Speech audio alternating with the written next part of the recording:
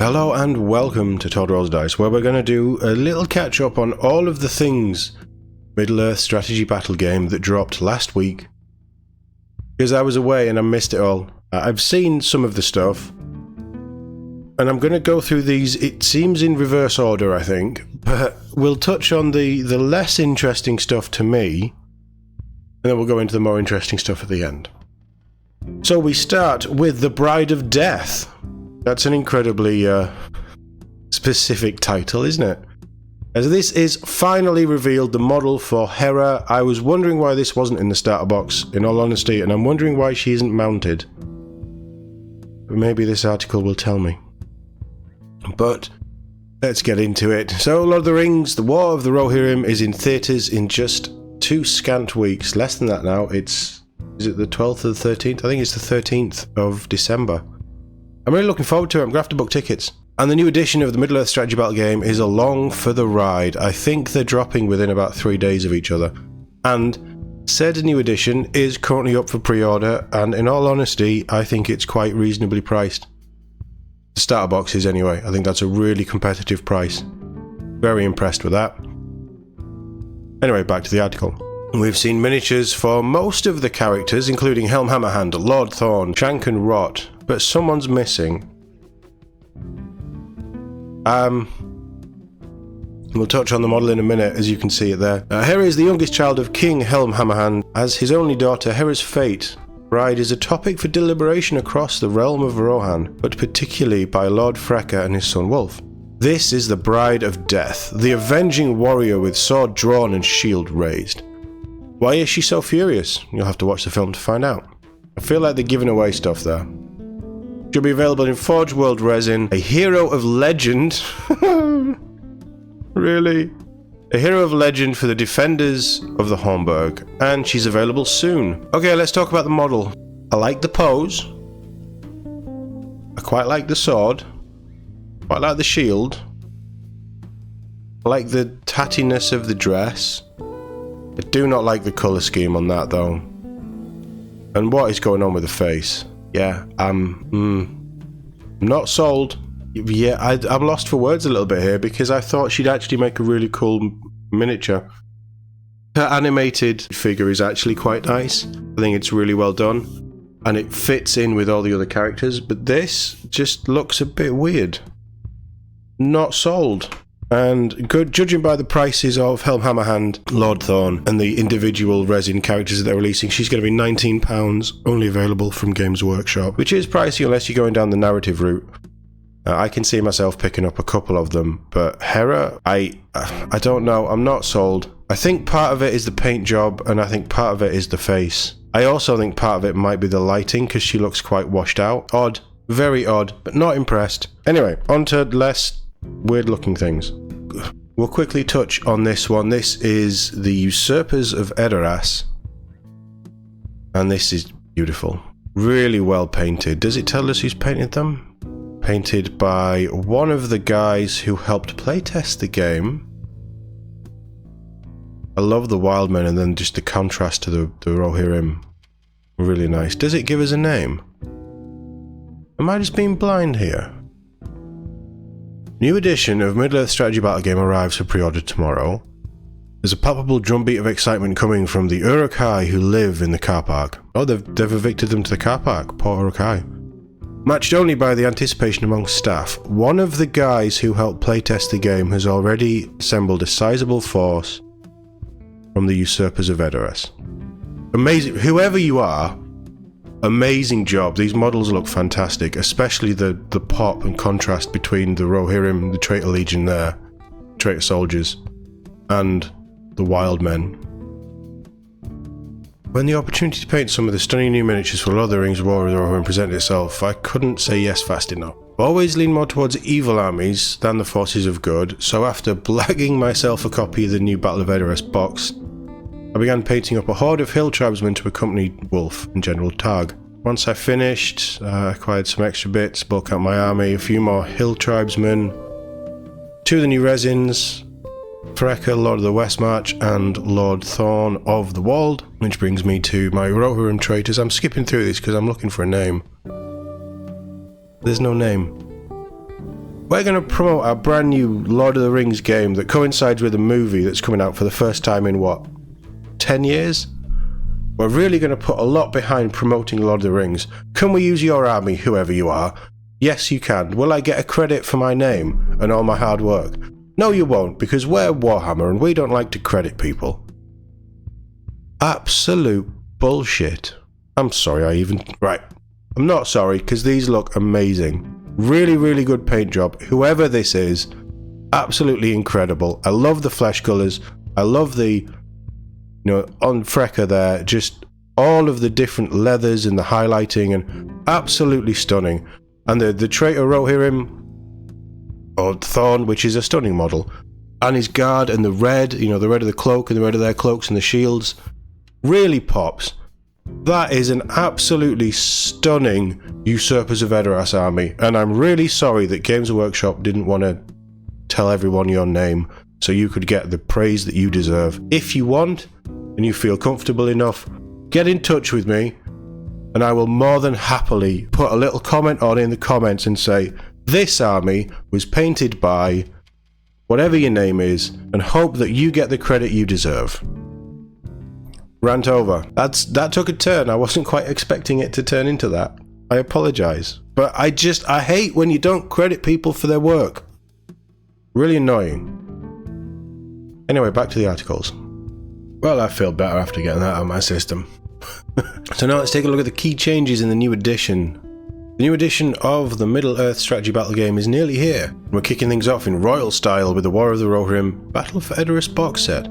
As with any new edition, the design studio have made a number of rules changes and additions to ensure that gameplay is as smooth and exciting as possible.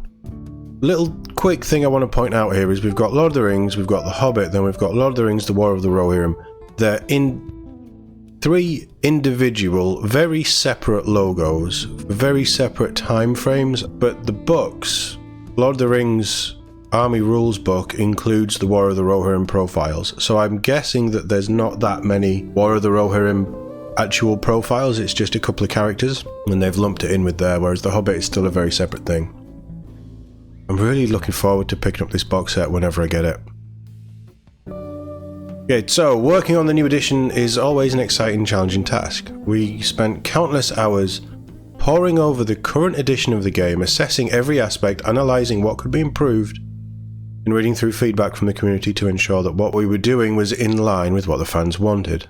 The new edition will certainly play like the game we all know and love, and it builds on the solid foundation of previous editions to bring you what we believe to be the best edition of Middle-earth strategy battle game ever.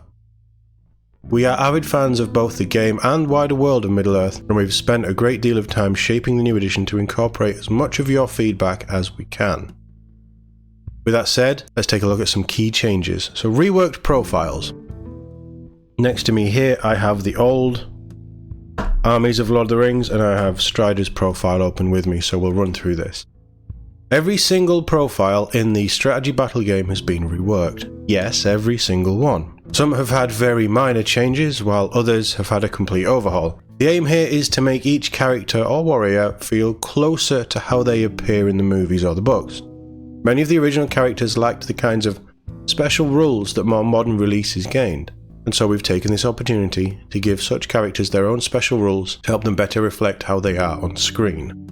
Let's have a look at Aragorn. So Aragorn Strider is 160 points, that is still the same. Stat wise, he's the same move, fight and strength.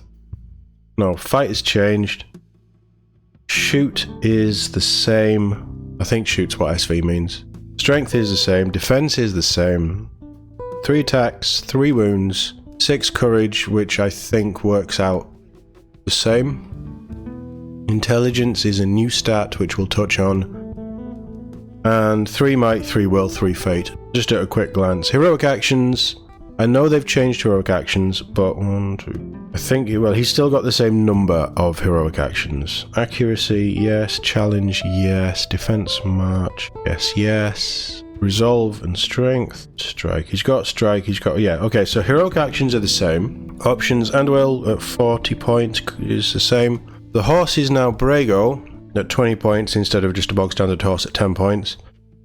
Armor 5, yes, that's the same. Bow 5, yes, that's the same. And Elven Cloak at 5, that's the same. Special rules, Boss Lord Mighty Hero, so he's gained resistant to magic. Is a special rule, but he does still have Mighty Hero, it just doesn't tell us what that is. Unless it tells us down below, but not on the profile. That's fine. And Andwil, we may as well while we're here. Doesn't look like it's changed. Wounds on a 4-up, unless he uses it as a two-handed weapon. Then he wounds on a 3-up. Yeah, looks fairly similar, all told. The big change there is the Ring of Barahir, which is a unique piece of war gear, and whenever Aragorn is affected by a magical power after any resist tests have been made, if able, he may roll a d6. On a natural 6, Aragorn is not affected by that magical power. That's quite cool, and kind of fitting of Aragorn. And this is the Strider variant, so the Ranger variant, and I love that he can still take Andwil, because he does. In the books, he has it. That's how I play. 200-point model though, but he's an absolute beatstick. Okay, so there are a lot of things that will immediately jump out to veterans of the Middle-earth strategy battle game. First will be the characteristics. Fight value and shoot value have been separated to make them more distinct. I'm okay with that. And courage is now represented as a target number rather than a given value. Doesn't actually change much. It's still a 2d6 roll, and now instead of adding your courage to the roll, you simply have to equal or better the target. Previous editions, miniatures with a courage of 6 like Aragorn are likely to have courage 4-up. There's also a new characteristic, intelligence, marked I. So it doesn't really... Courage probably just flows better. Second thing you'll notice is keywords have been presented differently, divided into 3 sections, donating the model's race, faction and unit type. So he's a man, Fellowship of the Dunedain. He's a hero, infantry and unique, and I love that they've got the base size on. Just in case you're doing conversions and kit bashes or 3D printing or whatever, I love that they have the base size on, so there's no quibbling about the size of the base. Yeah, some models have multiple keywords in this section depending on their character. Base size is also listed here, removing any confusion for players. What a beautiful model that is. Aragorn has had a lovely bump to his fight value, going from 6 to 7. In this edition, we have redistributed fight values, something that fans have been asking for a long time. Given that a lot of the models were in the 3 to 6 range, making it quite congested. While it still caps out at 10, we've taken the opportunity to spread out the fight values in the 3 to 6 range, and even a few beyond. Profiles that would have been considered at the top of fight value 3 will be bumped up to fight value 4. Those at the top of fight value 4 will see themselves bumped up to fight value 5, and so on. Makes sense, but hopefully that makes things a little bit easier, a little bit simpler. We also looked at war gear for each character, as in the movies and the books. Okay, I thought that they were just focusing on the movies to start with, but that's good. And we've tried to incorporate signature gear. Aragorn has 2 such examples, the Ring of Barahir and his horse Brago. One of many named mounts who get their own rules in this new edition. Brilliant. Are we going to get a new Aragorn mounted? Are we going to get a whole new range of heroic mounted models? Because they're old, man. Anyway, Brago. So Brago is 20 points. He's move 10, fight 2. Wait, what's SV then? Am I just missing something completely? SV is... yeah, so FV is fight value, SV is shoot value. And then you've got it right next to strength, right? Yeah, okay. Me being an idiot. The positioning is the same, it's just how they've written it. So Brago has a shoot value of 6+. Strength 3, defense 4, no attacks, 1 wound, courage 6, intelligence 6, base size 40mm, he's a mount. He is whatever faction the rider is, which is rightly so. He has a special rule, which is an active rule, sure-footed steed. If Aragorn would be knocked prone whilst riding Brago, and Brago is not slain as a result of the effect causing Aragorn to be knocked prone, then before becoming a separated mount, Aragorn may roll a d6. On a 6, Aragorn is not knocked prone and stays mounted upon Brago. Aragorn may use might to improve this roll. Quite a little themey rule, I like it, and it builds into the connection that Brago and Aragorn have. Yeah, very happy with that. Makes sense. Overall, this is... I'm not overly familiar with the current edition of Middle-earth. Something that I really wanted to get back into, But I had all the models 20 years ago, and I don't want to buy them again. So if they're doing new models, I'm excited about it, and I'm happy to get back into it. My army is a Ranger army. I'm looking at Rangers of the North, and Aragorn is the linchpin of that for how I want to play them, because I'm looking at Grey Company era and just playing about with elements of what I can do with that and the heroes that I can do with that. That's my thinking. That's my desired first choice army. So this all sounds pretty good, but it all sounds pretty familiar with what I know. Brago's cool. I like that, like, he's, you know, as the heir to the throne of Gondor, he does have certain magical things, and I really like that they're actually bringing these in as rules. It's just layers in that extra element of speciality to your characters and makes them, yes, I like this. So we covered Brago, so now let's look at a warrior of Minas Tirith. Let me just jump to Minas Tirith. Off the back of Aragorn, not expecting a huge amount of changes. Warrior of Minas Tirith, right, okay. So, 6 move, fight 4, shoot 4. Oh, his fight's gone up. Makes sense, they are fairly well trained. Strength 3, defense 5, 1 attack, 1 wound, courage 3, so courage of 7. That makes sense, I think. Intelligence of 7, we still haven't learned what intelligence is yet. And war gear, he can have a warhorn and shield. Warhorns have gone down. A warhorn is 30 points. Shield is 1 point, so that's a 5-point saving. A banner, 25, that's correct. Shield and spear is 2 points, that's correct. And a bow, shield 1 point, yeah. So the points haven't actually changed that much. Warhorns have gone down, but you've got to take a warhorn and a shield.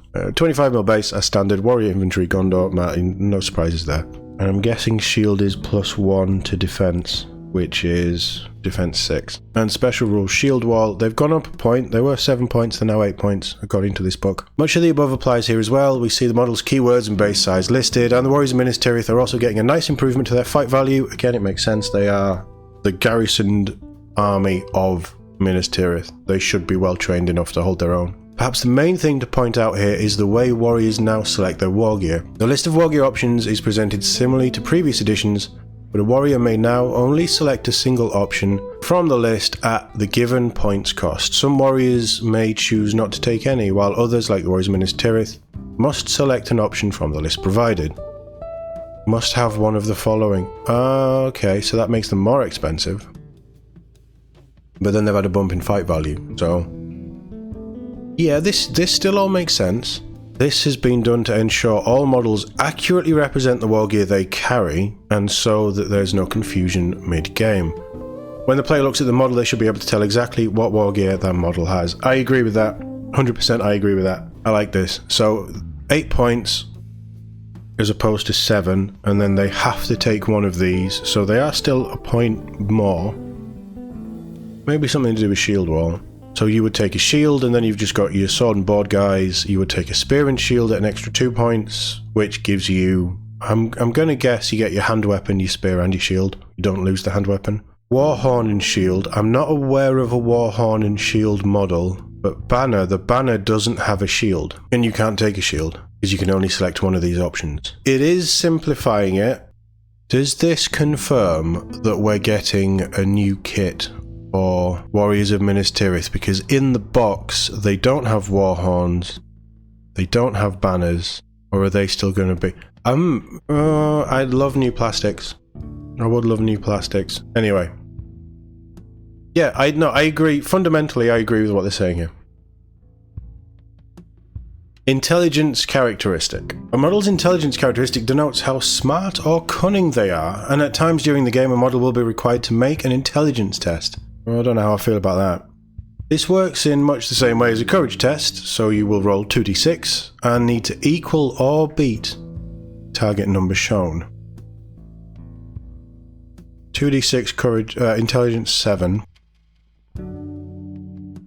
Aragorn is intelligence 3. Okay, that's high. Okay, interesting. Some special rules, such as trying to spot an invisible ring bearer, may require models to make an intelligence test, and monsters will need to do so when they make a hurl brutal power attack to see if they can throw their target. And these are just two examples of interactions in the game. So you can try and spot the ring bearer. They sound, certainly that one sounds incredibly situational, but the hurl brutal power attack. Okay.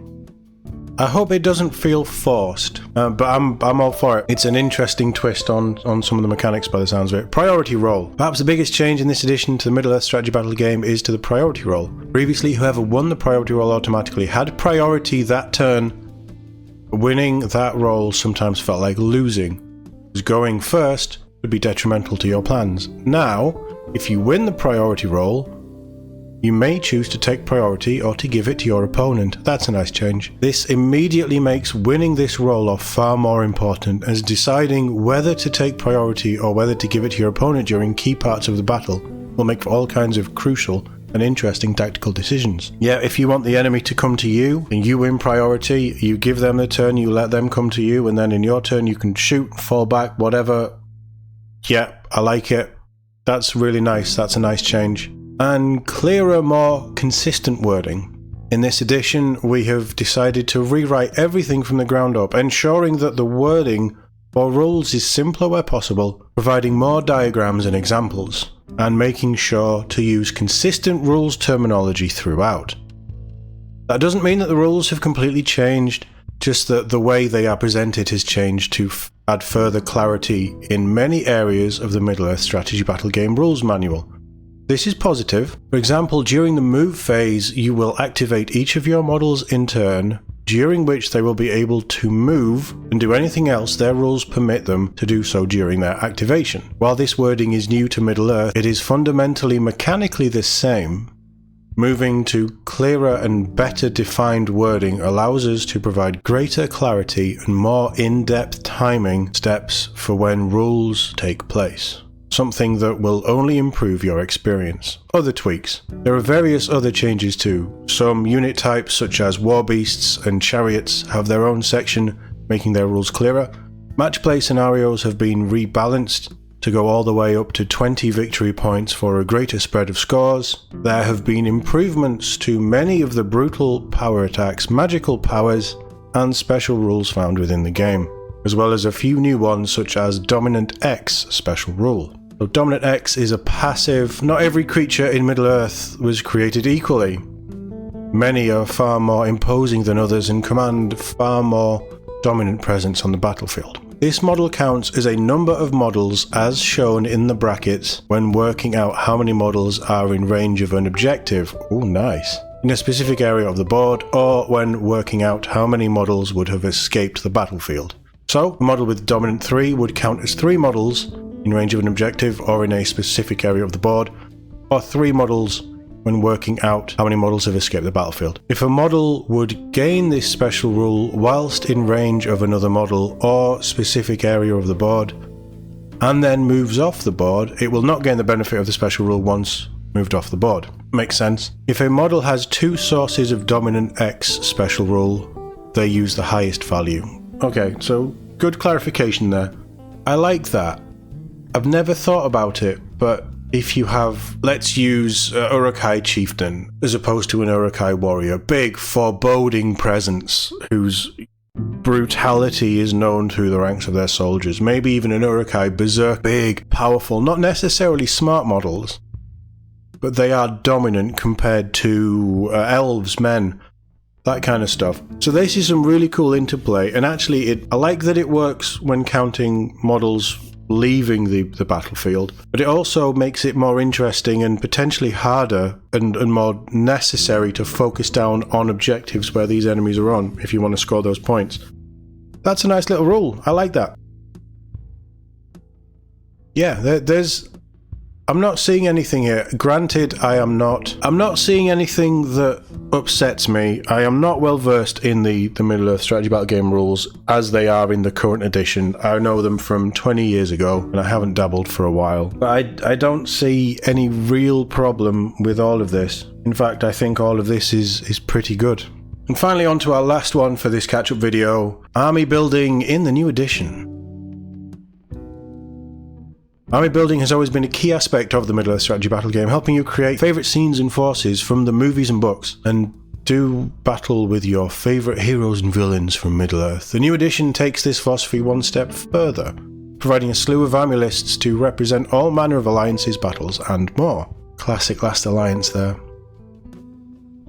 In the past, you could field characters together who never fought alongside each other in the established lore of the movies and books. This led to armies that did not fully represent the world of Middle-earth, something that we've tackled in the new edition. We're improving internal balance, and there is much more strategic decision making involved when picking your list. You can't just tack on Gwaihir, Aragorn, or the Witch King to any army to try and cover a weakness anymore. Good.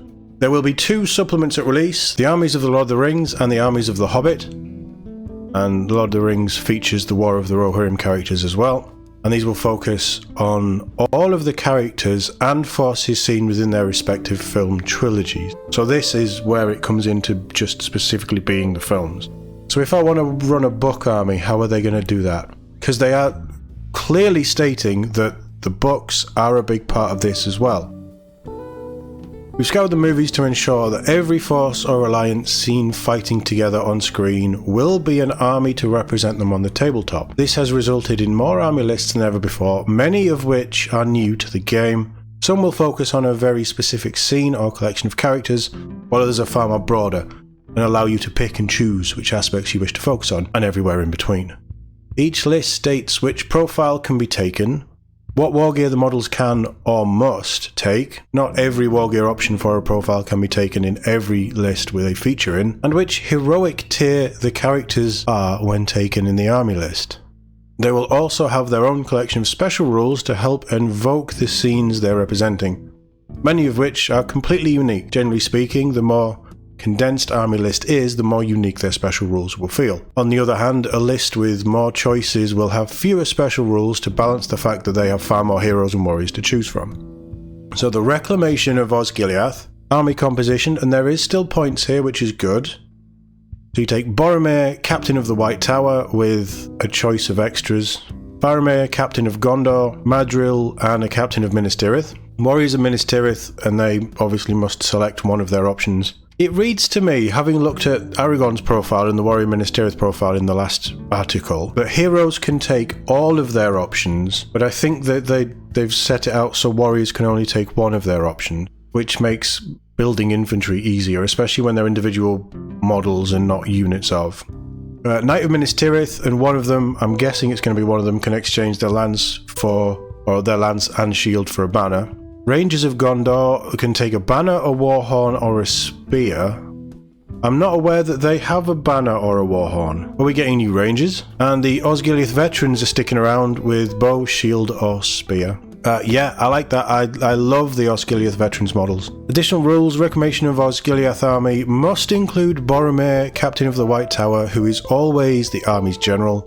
And special rules: remember today, little brother, the sons of Denethor have fought alongside each other since childhood, and can easily anticipate each other's movements on the battlefield. While Boromir and Faramir are within 3 inches of each other, they may spend each other's might, will, and fate points as if it were their own. Oh, I love that.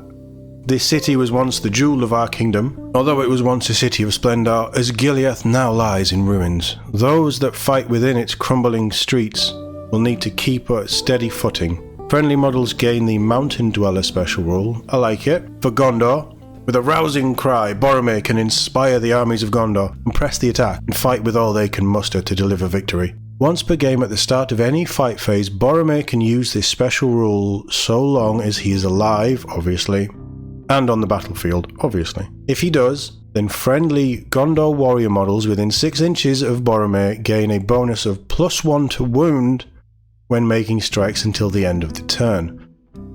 This is treated as an active ability belonging to Boromir. That sounds quite strong. It's once per turn, it sounds balanced. I like this. So here's the models you can use. You have to include Boromir. Here's your points, and then here's your special rules. This is speaking to me. Pre-built, this is one of the reasons why I like building my army lists. Don't get me wrong. I love going through my AOS stuff and putting together a Dark Oath list of 1,000 points, 2,000 points, putting it together and building it and working in where heroes go and what they can do and which units they need to double up with to get the best out of them. But I also like Spearhead, and Spearhead is very much you have to use these units. These legions are very much in between that. You've got an idea of, okay, so you want to run Reclamation of Osgiliath. You can have these heroes, you have to have Boromir, and you can fill the rest in of however many points with any of these. I like this. It keeps list building simple, but there's still customization, and you can still tailor it to however you want to play, and you get special rules. Reclamation of Osgiliath is a great example of an army list that focuses on a specific scene where various characters and warriors to choose from. The list revolves around the scene where we see Boromir having reclaimed the city of Osgiliath, holding the banner of the White Tower aloft, fighting side by side with his brother Faramir. The special rules reflect the brotherly bond between these two, as well as Boromir's impassioned speech to the warriors of Gondor. Elephant! And then we move down to the Legions of Mordor, which I'm guessing is slightly bigger looking at it. So, Heroes of Legend, you've got the Witch King, 3 attacks. So he's got special stats, special war gear. 3 attacks, 3 might, 18 will, 3 fate with the Crown of Morgul, and an armoured fell beast. And you can take a Morgul blade or a 2-handed weapon. Heroes of Valor, Ring Wraiths with 2 attacks, 2 might, 14 will, 2 fate and fell beasts. Gothmog, Lieutenant of Sauron, is as standard profile, and then a Mumakil War Leader. Heroes of Fortitude, Guritz, Master of Reserves. Gothmog's Enforcer, I think that's a new profile. Morannon Orc Captain, a Haradrim Chieftain, and a Hero of Fortitude, a War Mumuk of Harad. Yes. Take all of the War Mumuks, or an Easterling Captain, and warriors you can have the Morannon Orcs, Mordor Trolls, of course, Mordor War Catapult, the Haradrim Warriors, and the Easterling Warriors. Quite a lot of choice in here then. Additional rules, Mordor Warrior models can only be included in a warband of a Mordor hero. So would that be Gothmog and the Captain? Harad Warriors can only be included in a warband of a Harad hero. And Eastling Warriors can only be included in a warband of Eastling hero. Okay, I understand. So you can take anything from any of these. There's no restrictions on characters. The only restriction is Easterlings with an Easterling Captain, Orcs with an Orc Captain or hero, and Haradrim with Haradrim War Chief. Makes perfect sense to me. Much less special rules, but then a lot more units. I see how they're playing this. So, special rules, bring the city to its knees. The armies of Mordor know the best way to cause Minas Tirith to surrender is to slay those who command its armies. Friendly hero models may re-roll to wound rolls of natural 1 when making strikes against an enemy hero model. That sounds nice, and that sounds like it's just a continuous, a passive thing. I mean, just re-roll ones. Very nice. As for a more broad army list, Legions of Mordor is a great example of an evil side comprised of all heroes, warriors, monsters, and a siege engine that we see in the Battle of the Pelennor Fields. This list gives players the freedom to combine any of these together in the same force, though they will have fewer special rules as a result. Still a good special rule, but definitely fewer. Of course, there are plenty of army lists that represent individual aspects from these scenes as well, should players want to hone in on a specific character or faction, or for the Dark Lord, such as the army of Gothmog and Harad. Nice, so you've got fairly wide blanket stuff, you've all of Mordor, or you've got just things that Gothmog would run around with, just Haradrim warriors and Mumakil and things. I'm guessing that there will be an Easterling one if you just want to run pure Easterlings. Very, very cool. And Ride Out. I wonder what this is for. Ride Out, Heroes of Legend, Theoden, King of Rohan with heavy armor shield and Snowmane with armor. So he, rightly so, the King of Rohan has his horse. I love that they're giving characters named horses and stuff, because they are named horses, and these are heroes' horses are as much a part of the hero as yes, I like all this. Heroes of Valor, Aragorn Strider with armor and Brago.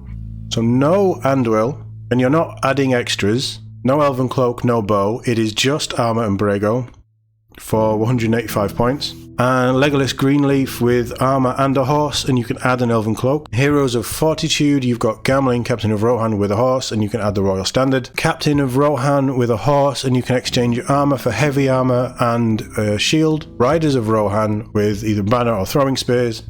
And Rohan Royal Guard with throwing spears. Oh, we better get a new Aragorn model. We need updated mounted Aragorn and Legolas models with an optional Gimli. But notice how in Ride Out there is no Gimli He's blowing the Hornburg. He's up in the Hornburg blowing the horn of Hammerhand, is it? Is that what the horn's called? Or is the horn the Hornburg? I can't remember. But yeah, so he's not there. Very, very, very, very, very condensed, specific list. Additional rules. A ride-out army must always contain Theoden, who is the army's general, and riders of Rohan do not count towards this army's bow limit. Oh, well that's nice. Now for Ath. Now for Ruin and the Red Dawn. Determined to ride out in one glorious charge for glory, Theoden and his allies will ride to the very last in the defence of Helm's Deep. When a friendly cavalry model moves, it must charge if able. Love it. Additionally, on a turn in which a friendly cavalry model charges, they gain a bonus of +1 to their strength and may reroll any ones in a dual roll that turn. The horn of Helm Hammerhand shall sound in the deep one last time. Whilst those who can ride out, Gimli climbs the Hornburg to give a great blast on the fabled horn of Helm Hammerhand, a sound that reverberates around the valley. Once per game at the start of any movement phase, you can declare that you are using this special rule. Until the end of the turn, friendly cavalry models gain the Terror special rule. Go on, Gimli. He might not be there physically, but he's there in spirit. I love it. For death and glory. Those within Helm's Deep know it is likely their end, and they are prepared to make it such an end as to be worthy of remembrance. Friendly models gain the Fearless special rule. I love everything about this. I don't know how good an army it is, but I love everything about this. And the special rules make it really thematic as well. That's my favourite one. I'm inherently good. There's evil armies that I like, but for Lord of the Rings, I'm a big fan of the heroes. I'm a big fan of Rohan anyway. I love Rohan. Love Aragorn. I'm definitely much more of a good side player. And these two, Osgiliath sounds amazing. But Ride Out, for me, is ticking all the boxes. Helm's Deep is the greatest fight sequence in any movie, and it will always be so. And having an army list that just encaptures the last 10 minutes of the desperate struggle, the charge, Theoden just going for it. And the fact that if they can charge, they have to charge all the time. That aerial shot of them going down the ramp, as soon as one gets caught in combat, the other one pushes forward and breaks through and then gets... And it's like a little dogfight going down. Yes. Yes. I'm so excited about all of these. Amazing. These army lists allow players to recreate specific scenes from the books and movies. Ride Out depicts a scene where Theoden and Aragorn and their allies make a final heroic charge from the Hornburg in a desperate bid to claim victory at the Siege of Helm's Deep. Every model must be mounted, and there are few warrior choices, but there are some impactful special rules that will provide a unique gaming experience for players, and will invoke the epic charge upon the tabletop. Yes. There are plenty more in this vein. Minas Morgul focuses on the dread armies contained within the Dead City, and some orcs are able to benefit from the Blades of the Dead special rule. Besiegers of the Hornburg allows you to muster wolf's armies and assail the Hornburg, and can be accompanied by a fearsome snow troll. We've seen that model. Beautiful model. Assault on Ravenhill gathers together the heroes that took the fight to Azog in the attempt to cut the head off the snake, each of them in their finest hour. Love it. Road to Helm's Deep gives players a chance to build a mounted force of those attacked on the road by Sauron's Warg Riders. Legolas and Gimli can even share a horse in the list. Okay, we're not getting a new model then. The Three Trolls allows players to purchase upgrades to improve Bill, Bert and Tom. It's possible to field them above 400 points and they can really hold their own. They've really thought about this, haven't they? It must have been amazing to know that you're going into work to just study The Lord of the Rings and The Hobbit and the books and just come up with cool thematic army ideas. There are simply loads of options in the new edition, and we have gone to great lengths to ensure that if you see it on screen, then you can do it in the strategy battle game. Between Armies of Lord of the Rings and the Armies of the Hobbit, there are a total of 68 army lists, with plenty more coming in Armies of Middle-earth later on, so that'll be the book stuff. We cannot wait for people to dive into the new army lists and discover all the new evocative and thematic rules. So I think Armies of Middle-earth is the one that I'm going to want, because that'll give me Grey Company and all of the book side of things. But Armies of Lord of the Rings is singing to me. I watched them last week, I think it was, week before, obviously the extended ones. And I'd forgotten just how good those films were, and I knew they were good. Like, I loved every moment of it. Yeah, just incredible. Absolutely incredible. And this is one of the reasons why I'm really excited about this new edition, because it gives me a position where I can actually jump in. I'm not jumping into a 10-year-old rule system and having to learn a whole swathe of new things and looking at old models that I owned 20 years ago and thinking, I just don't want to buy them. Hopefully all of the inventory is getting new sculpts down the line. Hopefully they're going to really support this. It helps that there's a new Lord of the Rings film coming out, but it does sound like they've had some issues. They've had to hash out the licensing deals. And this is why you've got armies of Lord of the Rings, armies of The Hobbit, and then armies of Middle-earth as a separate, because they will have worked out a deal with New Line for the films, probably a deal with the Tolkien estate for the wider stuff. And if you're going through all of those licensing deals, licensing options, all of that legal talk, all of those legal fees, putting all of this together, that shows a dedication and a commitment to this game. On top of that, a whole new edition. I genuinely hope, but I also genuinely hope that they are actually going to support this properly and we're going to get new models. Maybe not straight away, I'm not expecting everything, but hopefully they're going to drip feed new inventory models. These Warriors of the Last Alliance, they were all metal. So the sword and board men of the Last Alliance and the elven archers and elven blades, swords masters, they're 23 years old. Probably now, at this point, they're 23 years old. These still look pretty good. I think the Elven models are beautiful, but I'm not saying they couldn't do with an update. It'd be cool if we got an update. The Rangers did get an update. I don't love the update, but with the new Faramir model, they do work together quite well. Veterans of Osgiliath are incredible anyway. I love those. I think the Warriors of Minas Tirith do need a bit of an update. They're not bad, but they do need a bit of an update. Some of the orcs, the orcs could do with it. The Easterlings are pretty solid. Maybe some of the poses are a bit wonky. And I think this is old riders. It's certainly the old metal Aragorn and Legolas. That's the old Gamling, who I don't think is available anymore. And that's the new Theoden. They definitely look like the old riders, who are 22 years old. Look, Games Workshop, you sell enough Space Marines to warrant us getting some nice things for Lord of the Rings. So, hear me out, throw me a bone here. Let's have a complete redo of everything. Over the next 5 years is fine. I'm in no rush. And they have. Some of the stuff they've done in the last 10 years have been really nice, don't get me wrong. But some of them do need a bit of love. We'll see. All of this is sounding incredibly good. I know this has been a long catch-up video, and I apologise, but the more that I read on this, the more I'm getting excited. And it is available for pre-order right now. I haven't pre-ordered it yet. I haven't pre-ordered the Armies of Lord of the Rings book yet either. I'm waiting till payday, unfortunately. I'm so looking forward to this. There's been a lot thrown at us, Games Workshop stuff, that I really enjoy. New Kill Team, this is new AOS this year. This year's been a brilliant year for new additions for me. It means it's expensive, but it's been a brilliant year. And honestly, yeah, I am in on this one. I love Lord of the Rings. I have always loved Lord of the Rings since I knew it was a thing, and I can't wait to fully embrace it on the channel.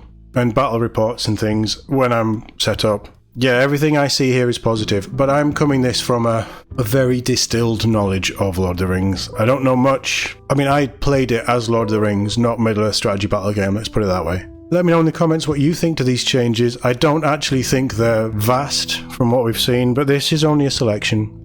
Hopefully we'll hear more over the next couple of weeks while we're waiting for it to be released. Yeah, let me know what you think in the comments overall, really. Thank you very much for watching. I'll see you all in the next one.